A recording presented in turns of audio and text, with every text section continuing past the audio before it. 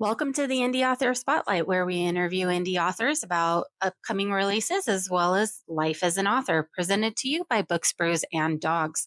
You can visit booksbrewsanddogs.com, purchase a blind date with a book, and support animal rescue efforts. Books, Brews, and Dogs is where you can buy a book and save a dog or a cat. Hi, everybody. Welcome to the Books, Brews, Dogs Indie Author Podcast. We're here today with L Jackola, or Jody, and I'm really excited to finally get to do this interview because Jody is one of the first authors that I reached out to um, when I first started Books, Brews, Dogs to see about getting indie authors on the table. And so one of the books that we got from her was the Petals and Lies books, which was so much fun to read. It's one of her fairy tale romances, and her romances are spicy. So, if you like spicy romance, she's definitely an author you want to look into. So I'm really excited because you have so much going on. You have lots of books out already. You have lots of books that are coming out, some that will be revealed right before this podcast actually airs. So, um, I'm kind of excited. I feel special, like I get to know a little bit before everyone else. Um, Yeah. so how are you doing today?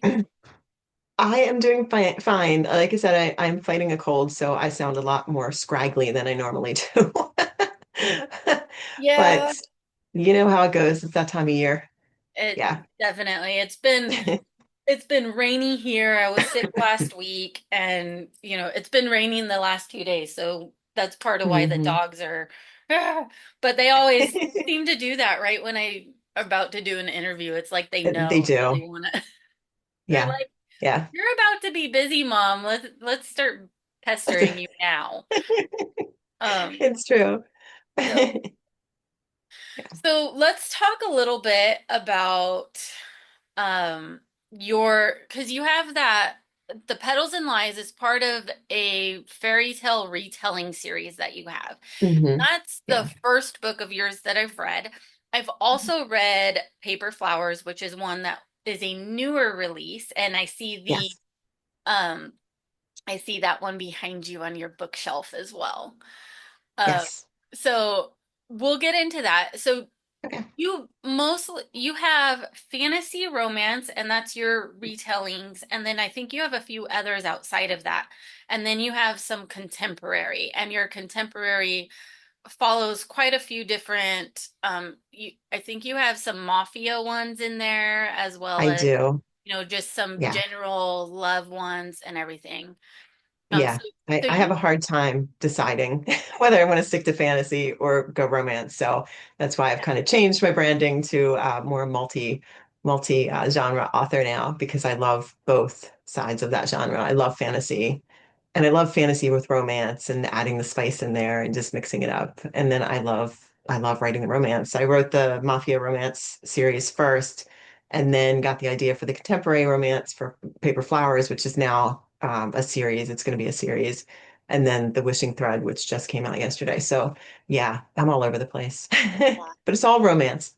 so your for Petals and Lies, that's part of Mhm. your spelling series. Yeah. I think it was your second book in the retelling series because of Candy and Betrayal was the first one. Then you Yep, have a Beanstalk one. That one I is do. Giants and Vengeance.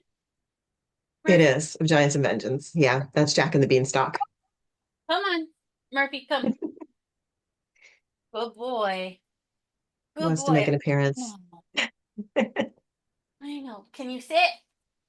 I Could wish see the tail. you could see the tail. I know. Can see the tail going back and forth. I need to get a camera stand where I could put a camera down here so you can see the dogs. Come on, come get it. Can we get your nose in here? No. You're not gonna jump. Okay. Not gonna photobomb today, just the tail. Yeah. Um maybe Yeah. I can angle this down a little bit and see if we can try that again. Nope. No, they're not. They're not playing Oh, ball today. there's a Got a little mouse. bit of nose from this one. Yeah, got a little bit. Um, so I don't want to Yeah. angle it too far down because the behind me is a mess because I'm just Oh, moving sure. the office from one room to another. Yeah. Um, so but um so the of Giants and Vengeance, and then you have the one that's coming out, which is you just said it. So that one's Juniper in the Storm. Okay. Yeah.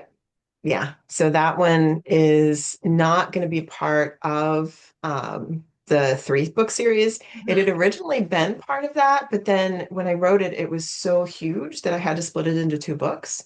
And Oh so it wow. didn't fit right in that Wicked and Twisted series. Hmm. So that one ended up being two books. So it's a duet because it just had so much story to tell that it was way too big. Yeah. So that one, I haven't set a release date as of today yet. I think it's sometime in April. I just haven't set the specific date yet, but that'll be out in April, and I'll do the cover reveal and everything before this comes out. And that one I'm excited for because that one's based on the juniper tree, which is one of Grimm's fairy tales, but Hmm. not as many people know it. So it's much darker and it is much it's just like not a happy kind of frilly. Of course, none of the Grimms are, but but it's highly inspired by that. I don't, so my mic is usually pretty good about drowning out background noise, so Mhm. you can see him. He is just Yeah, I can I see him want to now. play. I want to play. Yeah. Huey. Huey. So, but I mean, in all honesty, Yeah. they've been cooped up for like 3 days because it's been pouring rain and they won't go Mm, outside and play in the rain. And so yeah, no. they're getting, They're antsy. I'll just have to do this while we're talking. You're multitasking. Well, sometimes the mic picks up the bark, sometimes it doesn't. But he's just like, well, go get a toy. Go get it. Go pick one. There it goes. And the husky's just sitting here like, Mom, you have the treat jar on your desk. I just want one of those. Just give me one of those. You didn't bring the toy. Where's your bunny? Go get your bunny. Go get it. Go find it. I am so sorry. It's okay. We have two. They're just downstairs. So, So yeah, I wish I could keep them a little bit separated, but they won't. Um, hmm. they just don't. They have to be close to me or they wreak havoc. Gotcha. Because grandma, she pretty much just she can't really play with them. Um, so Hmm. they go and hang out with her when they're ready to lay down. They Okay. go and snuggle on her bed with her. But Oh, when yeah. yeah, otherwise they're at my feet and tripping me. Yeah. That sounds familiar. So, okay. So you So, have your yeah, Wicked and Twisted Tales, you have those three, and then do. you have the one that's coming out in around April sometime Hmm. Yep, that was originally kind of going to be part of it. But so you have a few series. So you I also have do. a Wicked and Fated series. Yeah, so that one I actually has been split into three separate series. I'm actually in the process of recovering them. So it's my Wicked Gods is one duet, my Wicked Warlocks is another duet, and then my Wicked Hunters is the third duet. They were all together, but Hmm. it was confusing for people. So Yeah. I decided to split them into three separate duets, but they are all extra spicy and they're fantasy romance and they're dark. The Gods one is dark, a little darker than the others. So yeah, so I have Yeah. all three of those. So yeah, and your Wicked and Twisted Tales is Mhm. they're kind of like redemption arcs. So they're the bad guy, or at least of Petals and Lies one. Petals is, yeah. So Okay. Petals is Gaston's redemption. So it's like my version of Gaston since, Gaston is Disney. So, so I had Yeah. to create my own Gaston. And all three of those fairy tales, they start where the original ends. So the first chapter is always like the ending, kind of where you know the story ended. So like with Gaston, it's right after he loses Belle. Hmm. And then the second chapter in picks up on my story. So it's my take on what happens after that. Same with Of Candy Betrayal. The beginning is the two of them getting dropped in the woods and dealing with the witch. And then after that is 15 years later when they're adults. And same with Jack and the Beanstalk. It's the first chapter is when the giants come, but then the following chapter is when he is like the scourge of the kingdoms and everybody hates him for bringing the giants. And so it's like, I think that one's 15 years later too. So some of them correspond, they cross over a little bit. Like there's a scene with the Candy Betrayal character, one of them in Giants and Vengeance. And then in Of Candy Betrayal, there's a scene with the juniper tree, the juniper character. And then that'll be a significant scene in the second Juniper book. Yeah. So, Oh, nice. So little Easter yeah, egg. it is. There's definitely an Easter egg in there because there's a scene with her. And it's a really critical scene in the second book of Juniper. So you just don't know that in Petals. Yeah, because these can all be read as standalones. But if you They read can. all of them, then you'll see little crossovers and little things that Yeah, tie. little fun So stuff. Yep. I love things like that. I love because I read a lot and I love series because you fall in love with a character and fall in love with the world. Hmm. But sometimes you do need a break from that. But Yeah. it feels like everything is always a series, and so finding stuff where you can read it as a standalone, but it's still happening in the same world and you're still Hmm. connecting with different characters. Those are perfect, like I need a break in the middle of this really intense, Yeah. you know, series that I'm reading. I always use Wheel of Time, I think, as my because it's such a Okay. long, it's like That's a big 12 one. books, right? Yeah. It's one of the longest series. Um, I think it might actually be 13. Yeah. Um, Yeah. I haven't read that one, but I know it's big. yeah. I have the first So, book, but I haven't um, gotten to it yet. so Yeah.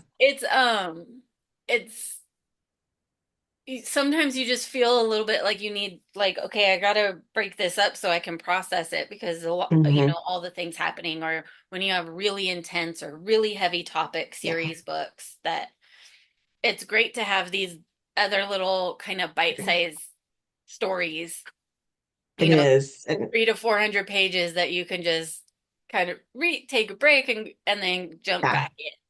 Yeah. And I And love doing that. I've found my first series was, you got to read the whole series together. It was 6 books. But then when I got into The Wicked and Fated and I wrote The Wicked Gods, and then on, I've been doing like they're in a series, for example, my Mafia book or my Mafia series. It's a 4 book series, but each book within it is a standalone couple story. It's just the couples are all interconnected and the plot's interconnected. So you get your happy ending at the end of book one, you get a happy ending at the end of book two. So you get everything's resolved within that couple. But then you also have like the ongoing little kind of plot that is underlining it. And the characters are all related.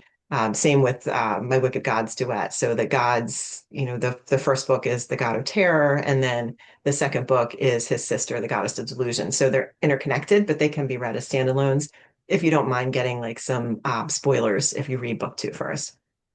Yeah, and Paper Flowers will be the same way. So the second book is Paper Horses, and that's the main character Gabe's his sister's story, her second chance story. So I love doing that because it still gives me a series and it gives you characters that I can then intersperse between the following books. But it's like you said, it's one and done with that love story. So or with that fantasy story, and then you can go on to something new with a new set of characters. So I like doing that. yeah, and you do with Paper Memories, you do have another book on the horizon I do. already, Yep. um, Yep. called Paper Horses, right? Yes. Um, Yeah. Yeah. so So I heard that I got that from the end when I finished Paper Flowers. So Paper Flowers hmm. is the second book of yours I read. So I read one of your fantasy novels in one of your contemporaries. Yeah, which are less spicy than the fantasies. Yeah. Definitely So less spicy. yeah, it was less spicy, but there are still spicy moments and Hmm. spicy There are. implied moments. So you have Yep. some where you go into detail and some where it just says, you know, I don't remember exact words, but Yeah, it's a little more you emotion pleasured based. me or we did that Yeah. and it was fun It's and a little more of a summary. Yeah. yeah. Yeah. And then but Yep. then you do have some scenes that are more detailed in there as Hmm. well. Yeah. So I loved how playful you are with your characters in the fantasy novels. And you're playful with the characters in your contemporary Paper Flowers, but they Hmm. are more serious. They deal with more serious life things. Yeah. There's not as much banter and quick wit that was happening in Of Petal and Lies between the two mains. Yeah. You know, there Yeah. they were a lot of like back and forth in Of Petal and Lies, and it was a lot of fun to read, and you'd sit there and laugh, and Hmm. which is great because in Of Petal and Lies you do deal with a few heavy topics Hmm. throughout that book, and so Yeah. having that banter and stuff kind of helps lighten that aspect of it. Yeah. Yeah. Um, but with petal or sorry, paper flowers. Um, I'm actually really impressed how well I'm doing with the names. It might There's so help that many. the book is sitting right behind you, but I'm terrible, terrible with names. Um, so like if you look at the last interview that I just dropped, which is with Jason Drake, it I talk about how I forgot my D&D character's name. The the name that like they were calling me out in the story and I'm just sitting at the table because they were using my character's name and I'm just like "Duh, duh, duh, duh, duh." Like it's written down. You've been using it Yeah. for years and I still just completely You spaced just, like who are they talking yeah. about? It Well, you're doing well with the book titles. was um so Yeah. in paper flowers, Hmm. what I loved about this story is it is a second chance romance story, Yeah. but it doesn't gloss over like the we used to be in love and Hmm. now we're finding each other again and here's our second story. You Yeah. get the first story. You You do. get the falling apart and then you Hmm. get the coming back together. Yeah. And so I have yet to see a second chance romance that has done that, where you get Oh, the wow. beginning falling in love, then the breakup, and then also the coming back together. So I can't say Okay. it's been done, it's not ever been done before, but it's nothing I've seen before. Great. So for Okay. me, it was a first. That's good. Um, so Yeah. And it was really neat to see that, and I really loved that aspect. It really helped you kind of feel for what the characters were going through when they were yeah. coming back to falling in love and Yeah. what perpetuated that and what helped it, what hindered things in the first place, how they worked around it. And so you really got to grow with the characters on that. Exactly. And Um, what I wanted to do with that one was, you know, Gabe does such a bad thing, but I wanted to show that there were reasons why he did it and that it wasn't an easy choice for him. So that's why I started it early so that you would get the basis of their love story and really understand what was going on through his head through the entire interaction until the day he had to leave. And so I felt like when I wrote his character, I didn't want him to be looked at as the bad guy mhm. because he's Yeah. such a multi-layer character and he doesn't mean to be the bad guy. He's Yes. really trying to be the good guy. And so I Really wanted lot people to see gray. that by building that up. Yeah. Yeah, he's a Yeah. lot of gray. He's a love hate. Like sometimes you're just Hmm. absolutely in love with him, with the way that he treats her, with the things that he does, about how he Hmm. says he feels, and then it goes into his thought process, and you're like, what the hell? hell's wrong with you? Yeah, he's just Yeah, so shaped by his past and warped. And in book two, Paper Horses, that's Liv's story, so that's his sister's story. You'll which you see do hear a more. little about in Mhm. Paper Flower. You do hear a little bit about You that in Paper do, Flower. yeah. I do drop a And little there's bit of some hints. resentment there. There's Yeah, some yeah, resentment there there definitely because is. of, yeah. And you'll get more in that one, you're going to get more banter because that one is more like he hates her for what she did. Like you're going to get the start at like when she's going back into that second because and this is fine because it's going to be out in like a week or so. So I could tell you. So essentially Liv's story is that he she gets sent to his ranch, and Gabe and Tori kind of set this up, but she gets sent to his ranch for the weekend, and she gets stuck there, and so the two of them are stuck together, and he hates her for what she did, but he still is in love with her, like he still never got over her, and of course she never got over him, so there's a lot of banter and a lot of like that enemies kind of like just he's rough around the edges and broody, and so you get all of that. And then you get glimpses because I wanted to make sure that readers saw what their past was, but I didn't want to do the same thing as I did for Gabe and Tori Mhm. because Gabe and Tori's was so essential to their entire story. I needed that beginning. But with Liv and Hudson, it's not. So with Liv and Hudson, you'll get flashbacks of how they meet and different pieces in their love story. So I think it builds the story. I just got done reading my final edits of it this morning, so it's like Oh, fresh in my nice. head. So with that one, it is more playful. It's a little shorter, but they still get the depth of all the trauma and all the stuff that she, Mhm. has to work through, just like Gabe did. So it's, I was at the end, I was like crying. So I cried quite a few times when I was editing it. Same thing with Paper Flowers, because I get Yeah. so attached to those characters. So yeah, And it's a little different, but there is a lot of trauma with there is. them because the dad is there's kind of a family dynasty aspect that happens. Mhm. And the dad is not a nice guy. Mm-mm. Not He's at all. he's a really bad guy. And you see them kind of come to terms with that and in their own ways, but it's hard to deal with that and it does weird things to our brain.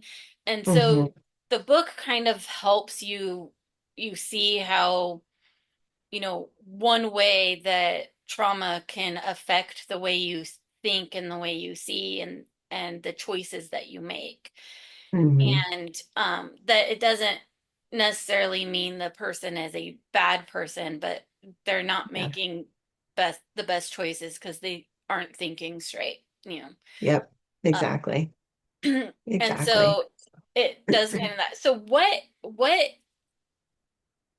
you jump through so many different aspects of romance and you write so many different varieties of it. So what is it that inspires you? And is there a difference between the way inspiration hits for the different types?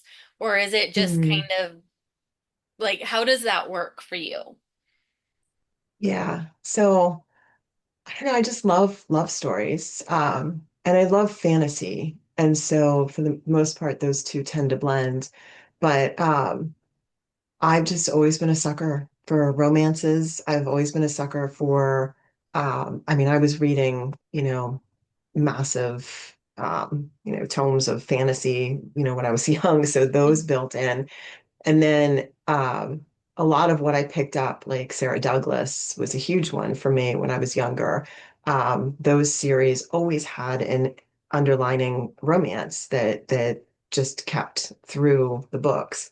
And I think that inspired me to kind of mix the two because I love a happy ending and I love a love story and but I also love building fantasy worlds.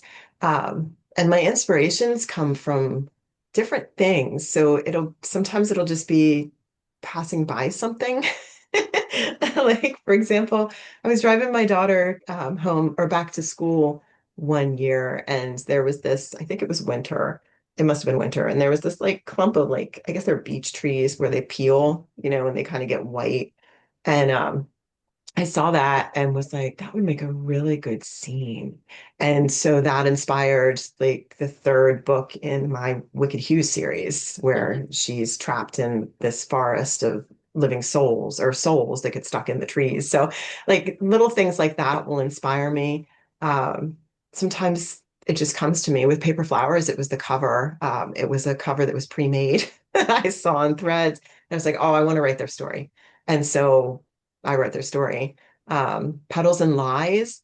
I am I'm such a huge, as you can probably tell, I'm a huge Rapunzel fan, but I'm Mhm. also a huge Belle fan and Beauty and the Beast. And I love Gaston. I know that's twisted because he's such a creep, but I love him. Like he's my favorite villain. And so we were doing a puzzle because I get those like we go to Disney a lot and I get those like big Disney puzzles. So we did one of all the villains and well, we have one of multiple villains. And this one was like all Beauty and the Beast. So it was all Gaston. And we were working on that together and with my daughter and my son. It's like, what if I did a Gaston redemption? And so his story just came to me because I was sitting there doing a puzzle. So they come randomly to me, and sometimes I have like a list this long of story ideas that I have yet to write, that I'm just like slowly catching up on. So so yeah, they just come to me. It never stops. It's overactive So imagination. when you get those inspiration or when that is inspiration hits, how do you go Mhm. from the inspiration to the book? What does that look like? How do you outline, like, what is the Yeah. process from going from inspiration to getting it to paper? Yeah, so I wish I had a process. No, actually, I don't wish I had a process. So I am not a plotter. I can't sit down and plot out a book. My brain just doesn't work that way. I am. I sit down, and I know this sounds strange. So I see, like I can kind of picture scenes in my head. So like I'll be out for a run, and I'll have my music on. Music is a huge muse for me. So I'll have a song on. I'll listen, and I can envision the scenes in my head, or like if I take a long drive, like I'm driving my daughter to school 2 hours, I put music on and I can picture the scenes of the book.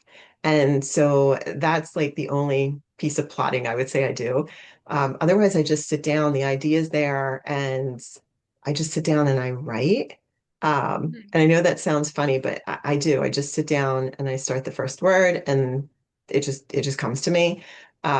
My brain has always been, I've always been overactive, had an overactive imagination.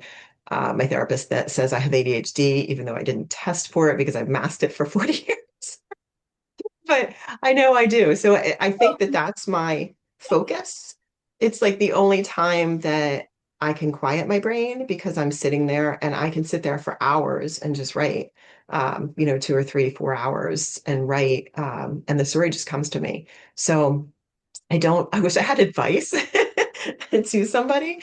And now I've been writing for 8 years. So 2018 was when I first published my first book, and it was not as easy back then. Yeah. The process is built through years of writing, and Wishing Thread is my 30th book that's published. So I've been through a lot of books now. I've also worked with a lot of editors, so I've learned things to look for in my writing. And I um, I have the process down now after years. When I first started, I would just take my notebook with me to work. I worked for an investment firm, and when it was quiet, I would take my notebook out. I would write and write the scenes. When I would take my kids to the park, I would sit while they were playing and I would just write. And now my process is much different, where I can just sit on the laptop because it got way too tedious to like transfer my notes Yeah. over. It's a tedious process. So now I just sit on my laptop and the stories come to me. So I know that I'm probably blessed in that market because or in that area because it does come so naturally to me. Um, but I love it. It really is like fuel for me. If I can't write, my husband says it's like I'm hangry. Like, if I don't write, I get really grumpy. So So there's my it's like process. an outlet for you to decompress and It read is. too. It It's is. And I get beautiful, like very into it. Yeah. it's beautiful when you can find something that you love that helps you just truly replenish and kind of reset, and it can become Hmm. something that you do. Um, Yeah. so you said you used to work. So are you a full-time writer now? Or Yeah, so I how? took the plunge. I worked in investments for way too long, 15 years at my last company, 25, I think altogether.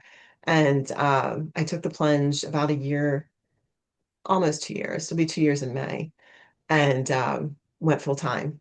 So it's been a struggle. It's been a learning struggle, a learning curve on figuring out how to run a business because running a business is very different than working for a business. Yeah. So It is a different beast altogether. it It can really be is.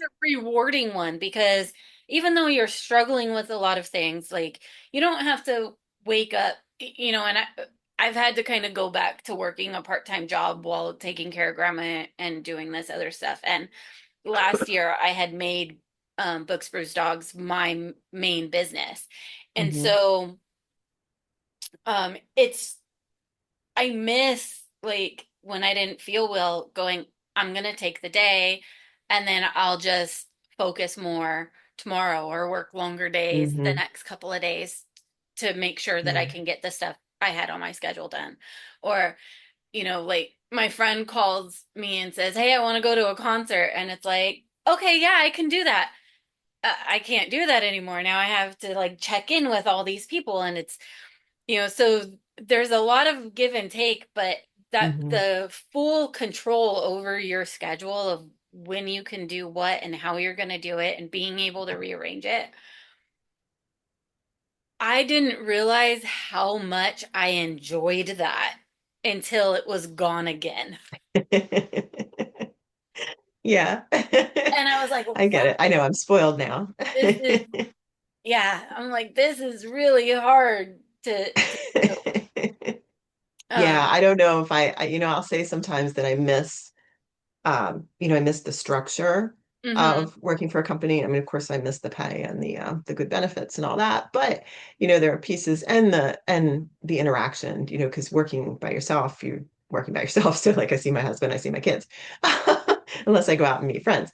So, I don't have that main interaction. But it is a strange thing to just have all those hours to work with when you didn't mhm, before. Before I was waking up at 5, I would write for 2 hours before, I had to get my son off to school. And then I would go to work, and then 5 o'clock would come, I'd come home, and then I would, write from like 7 to 11. So yeah, it's nice now, not that I don't still work till like 11 o'clock at night now because I'm running a business, but it is nice to make my own hours. So I yeah, fit like going back to school because going back to grad school was one of the things I wanted to do, get my creative writing MFA. And so I could fit that in now versus, when I was stuck with a structure and, not being able to get to a 4 o'clock class and things like that. So it gives me more freedom. yeah, it's nice. So I have insomnia, and Mm. so there was often times where when I would be in that bout of insomnia, it kind of seems to come and go. Like, it'll be like 3 days at a time, and then I'll Mm. be good for a week, and then I'll have it again, and then Yeah. um, and I used to be able to get up and work and do things in the middle of the night because I didn't have to worry about if I was tired the next day, and now Gotcha. because I might have to get up and be at work at 10 a.m., I need to at least relax, or, so I'm Hmm. not overdoing it. Yeah. And so it's weird because I feel like I really miss, like, if I had insomnia, it didn't matter because I could just work at 2 a.m. and then Yeah. sleep during the day if I needed to, but I don't have that option anymore. And so No, it's gone. it's going back and trying to figure out what were the things that I did before I started working for myself that helped me Hmm. get through these sleepless days, and just kind of refiguring that out. It's a little weird. It's a process. Yeah, I bet. Yeah. But It'd be hard to adjust to. yeah. Hmm. So what was it that made you finally say, I'm gonna take the plunge. I'm just gonna write full time? Because that I think is one of the hardest decisions you could make. I mean, It's really hard. Yeah. yeah, this it's one of the two hardest decisions about being an author, I think. The Mhm. first one is getting the first book published, whether you do it trad publish or indie.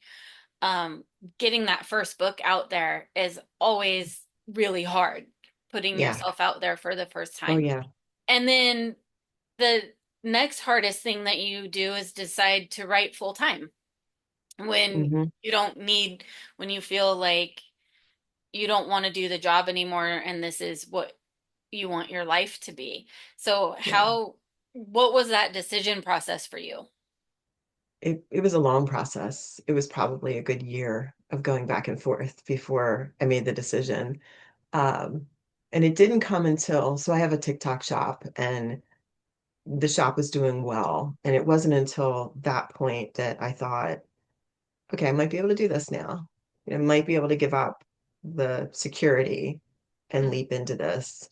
And what would that give me? The ability to really sit down and write without cramming it into small spaces or rushing it because I don't have that much time. And so I think it was that, but it did. It took a long time, lots of conversations between me and my husband, um, lots of conversations with my therapist. Like, there were just a lot. And I think it really just came down to my, I, I write so much. And so there was just this constant like tear. Like I Hmm. would be at work and this constant need to be someplace else. And I turned 50 that year, 51 that year, 50 that year, I think. And I thought, you know, I've worked since I was 16 for other people, and this is my passion. And why not take the leap to do this now? Because it's something I really love doing is creating stories and bringing them to people and sharing them. And so, I could live the next 25 years working for somebody else or, and be unhappy, or I could just take the leap and do it. And so I finally took the leap in May of not last year, the year before. So, Yeah. yeah. And that first year is so scary because you're sitting Hmm. there going, why did I do this? What am I doing? Why did I think I could do this? And so it's a lesson in self-confidence, a lesson in self-awareness of how we sabotage ourselves by Oh gosh, yeah. what we believe we're capable of, and having Hmm. to retrain to know that we're capable of more than we realize if we allow ourselves to see it, right? Yeah. Yeah. Um, It's so hard. Hmm. so I also do tarot readings at events for weddings and the Renaissance Fair Okay. and stuff like that. Have fun. Yeah. And one of the things that, you know, I like to say to people when they come in and they're having a confidence crisis is school, the most important thing that school ever taught us is that we are capable of learning. Hmm. So, yes, reading, writing, Hmm. arithmetic, all of that is extremely important. But we're only able to do that because school taught us we were capable of learning to do it. Sure. Yep. And so the Hmm. most important thing in life we can learn is that we are capable of learning. Yeah. And True. starting your own business, starting off, learning to work for yourself, learning to write a book, figuring that out. The only thing standing in our way is ourselves. Exactly. Yep. And Yep. but getting past yourself is the It's hardest tough. part in Yeah. any life decisions and choices that we make. Yep. And That so, imposter syndrome rears its head a lot. yeah. So Yeah. once you can get past that or find ways to work through that, it Hmm. really helps um, build your confidence. It helps you learn to let go a little bit, not try to be as in control of everything. Hmm. And you that first year, at least for me and for many of the people I've talked to that have decided to, start their own business, or the other authors that have decided they're going to write full time, um, it's a lesson in learning more about who you really are and who Yeah. you really want Yeah, to be. Um, and definitely. really helps you realize what is actually important to you and what Hmm. you are doing because it was expected. Very true. Very And true. so Yep. it's interesting, and it's not something you can really understand unless you've done that. Hmm. Once you take Until the leap. Yeah. you've taken that leap. And Yeah. you know, the great thing about life is if you take the leap and you realize you really don't like it, you can always go back and find another Yeah. job. You can pivot. My Like favorite new term for the year, pivot. you know, sometimes we get stuck in we make a choice and we think that we can't ever change again. Like that's Hmm. gonna have to be the end all be all. But, you Yeah. know, life is fluid and it's gonna change rapidly and in unexpected ways. Like I never thought I'd be in California again trying to build a business that I just finished getting set up in Texas. And so now I'm starting to like go through all that process again. Yeah. It's just interesting. Um, so what is so back to your writing.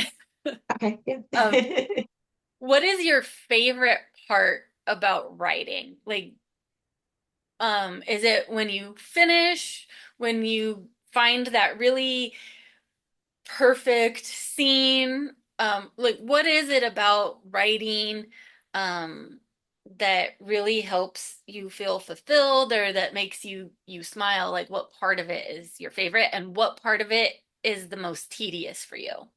I think my favorite part is just telling the story. It's like bringing the characters. It's kind of like, you have a kid and you raise the kid and you watch them grow. It's like the same, I have the idea and I start it, and then watching those characters grow and change and shift. This is why I don't plot, because they kind of run the roost. They rule the roost. So watching how the story takes shape and how those characters grow through, whatever it is that they're facing. Um, that's my favorite part. And writing, just writing in general is my complete favorite part of it, is telling that story and weaving it and just watching it come to life. Hmm. um, I do love editing too, but I am anxiety-ridden perfectionist. So editing for me is after like that, like when I'm on the sixth round, I get very in my head about, is it ready to go? Is it not ready to go? Is it ready to go? Not ready to go. Really like very strict process. So editing is like a love-hate for me. So I love it when it first starts because I love rereading the story and saying, oh, that worked out well. Like this, okay, this really sounds good. But then I also hate when I've read it 10 times and then I'm like, wait, I've seen this before. Oh, because I've read this story 10 times now. And I start to second guess myself on things. So, um, and then the marketing. I mean, the marketing is really the part that is probably the most challenging and the hardest and the most frustrating for me in terms of writing and having your book out there and trying to get people to see your book. That's the Hmm. hardest and the most uncomfortable for me, because I call myself an introverted extroverted introvert. So like I can function fine when we're talking like this, but I don't like to get out there and sell myself, if that makes sense. So it does push Perfect boundaries of sense. comfort and all that. Yeah. That So, is probably, I think, the hardest thing hmm. um for just about anybody is learning the marketing. And what once Yeah. I can free up a little bit more time and maybe get back to doing this full time, I do want to take a marketing class because goodness knows I could use it. Hmm. Yeah. And Yeah. it's it marketing is the hardest aspect, and it feels It so is. tedious because I feel like I Hmm. don't know what I'm doing. And you're pushing through you're trying to push through all these big corporations that have, you know, teams of people working on stuff, and you're trying to do all of that By yourself. through Yeah. your by yourself, Yeah. or maybe a friend that's willing to help you, or a Hmm. friend you can pay every once in a while to do something, Yeah. and so it's feels like we're starting out, you know, with our hands tied behind our back and our legs chained to the wall. We're just trying to drag it with us to push Very through good. Yeah. Good everything. analogy. It's just like, And screaming into the void at the same time as you're trying to drag it behind you. yeah. And you know, and it's hard because, we don't have a team of people, and we are small, and we're starting Hmm. out, and Yeah. it's hard to be consistent when you feel like it's going nowhere, you know. Yeah. And Uh, it's tough. So it's tough because of I feel like it's like an emotional roller coaster a mhm, bit. So, I've had a couple of videos go viral, like for paper flowers. Paper Flowers has been really successful compared to any of my other books. And that's because I had a couple of videos go viral. But then, you have that high and then you dip right back down where you're getting 200 views again and going, oh my gosh, why can't I get back to where I was? What did I do different?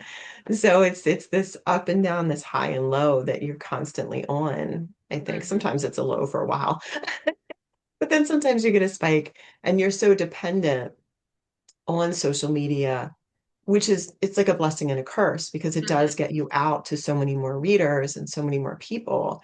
And there are people around the world that read my books now, which I wouldn't be able to do without social media. But it's also a curse because it's that constant nag in your head that goes, I got to do my posting for today. I got to make sure that it takes off because otherwise, I won't get any sales. It's just this, and it does tinge, for me, it taints what I love about writing is mhm, because it's turned into this I have to sell when what I love about writing is the process and the storytelling and sharing that with readers. And that sales aspect just kind of overshadows that I have to be a salesman all the time when I really just want to talk to readers about my books and tell them and enjoy the characters with them and that have that connection, but I always have to be selling at the same time. So it's like this dual-edged sword. It's mhm. frustrating. Hmm. Yeah, I Yeah. understand that. Um, selling. I could sell other people all day long, but talking about what I'm doing and trying to sell that, Hmm. and you know,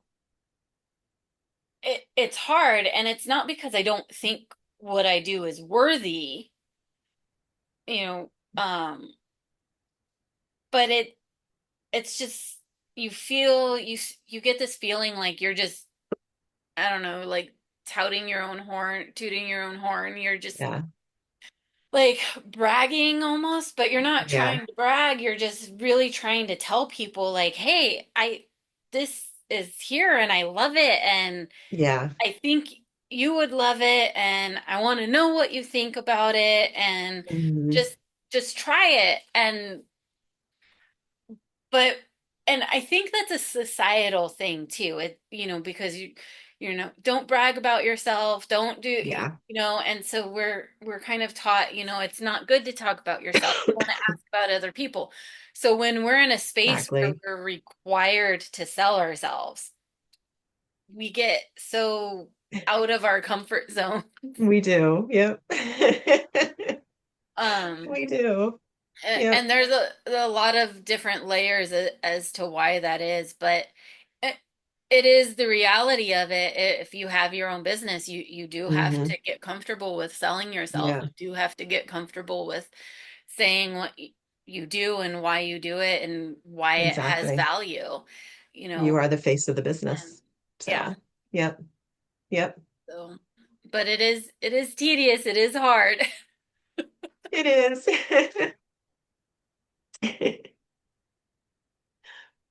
Okay. So let's go back to what you have coming out. So you have several ways to find you. Hmm. They can follow Yeah. you on TikTok, they can follow you on Instagram. Um, you have your website, so you can get Hmm. updated information through the website as well. Yeah. And I, of course, will put your website information um, a across our heads on the top here Great. Okay. Yeah. as I do I have this. a newsletter too that you can sign Yeah. up for regular. And I always recommend, even though they can buy your books on KU, that you can get them from Amazon, you can buy them from the TikTok shop, but you Hmm. can also buy them from your website. And You so can. the Yeah. most beneficial way to help and support you is to buy them direct from you off of your website. Hmm. Yeah. Um, and that's always really important because indie authors make very little commission through any of the other Hmm. options of selling. You get pennies on the book when they're bought that way. So, but being able to buy directly from the author when possible is always the best way to go. So that's the way that I try to push and direct people to go to your website if you sell on that. Yeah. So We appreciate that. um, there are so many options to choose from with your writing, whether you like contemporary or whether you like fantasy, there's an option. You Mhm. have the paper flowers, which is just kind of a general love story. It's got a family dynasty aspect to it, but I wouldn't call it like a family dynasty book No, it's because more a that's second more chance. in I the call it a second chance billionaire romance is what I call that yeah, one. because the dynasty part's almost like a just background information and not Hmm. as much a part of the story, I feel Not on that. central at all. Yeah. Yeah. Um, but then you have the mafia romance, and then you Hmm. have quite a few different fantasy romance stories. Yes. So Yeah. you deal with um at least in the two books that I've read, and then you mentioned one of the other ones, deal the gods one. Yeah. The Wicked Gods one Yeah. deals Trial of the with Gods. um yeah, the darker themes.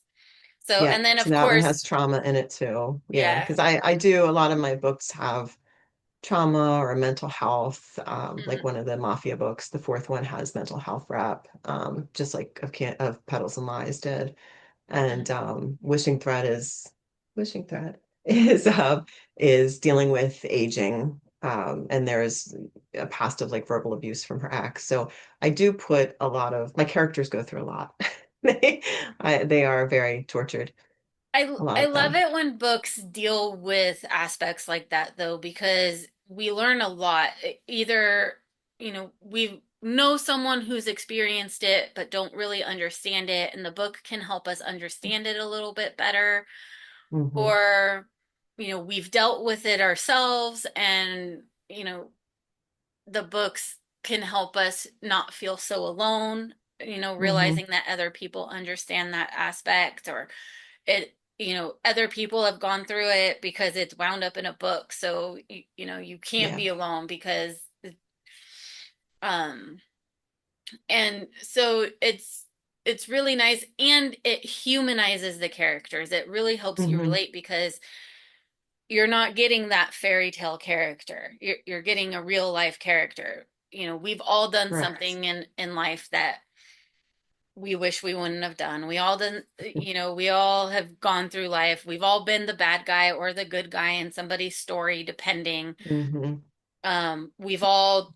had to try to be redeemed with Hmm. somebody or to somebody. Yeah. And, while other people, we could care less about being redeemed. And so when we see those things happening in the books, it really helps us understand like there isn't anything wrong with us. And so Hmm. it's always nice to see just human life reflected. Even through fantasy, right? There's Yep. all these fantastical things that are happening, but the characters are still human, Yeah. or human-esque. Yeah. They Exactly. still have It grounds personalities, they them. still have experiences, and so it really Hmm. just helps you connect to the characters when they actually have real life emotions and consequences. And Yep, yeah, exactly. it's one of my favorite things. Oh, good. So, um, thank you so much for joining me today. I have Thank had you for so having much me. fun talking with you, and it's been a long time coming because we met what about a year ago, Yeah. I think, and we've followed each other and commented on each other's stuff, but we haven't really had a chance to talk to each other because we were both building our own Oh, businesses, yeah. doing our different things, and we're on different sides of the country, and Hmm. so Yep, um, that's true. I look forward to hearing more from you. I look forward to being able to buy more of your books to put on the table. Thank you. I can't wait until I'm back in a position where I can buy from indie authors to have you guys on the table again. That was one of my Yeah, favorite things to do. And everyone would gravitate towards your guys' books because they know they haven't great. read them before. They know they've not seen it. Yeah, yeah. No, we Um, appreciate it. so it's one of my favorite things because it helps you guys. It helps Mhm. inspire other people to read because they haven't, gets them into a space they've never been in before. And so it's I will get there again. It's just taking longer than I'd like. Yeah, it sometimes it does. You take a step back and then you have to get back to where you were. So Yeah. it So, will. but it's been so much fun talking with you. And again, you Yeah. can find Jody or L Jackola on TikTok, on Instagram, on her website. I'll have all of those links below the video and in the podcast description. So you can find her easily. You can follow her, sign up for the newsletter, get all the information. Because there are so many projects coming out on top of the already 30 something books you have out. I have a lot this year So, that I wrote last year that have just been sitting. So yeah, there's a lot coming this year. so, so it's exciting. Um, and Thank you. again, thank you so much for joining me. I have really, Yes. really enjoyed this. And then another way you can support is where you can support Books, Brews, Dogs in the podcast is like, subscribe, comment, share this podcast, which also helps the indie authors that are in the podcast. And if you want to go to my website, booksbrewsdogs.com, you can buy a blind date with a book, and 10% of the profits go back to nonprofit animal rescues. So there's several different ways you can help. And thank you everyone for joining us today. And we will see you soon. All right. Bye, everybody. Thank you.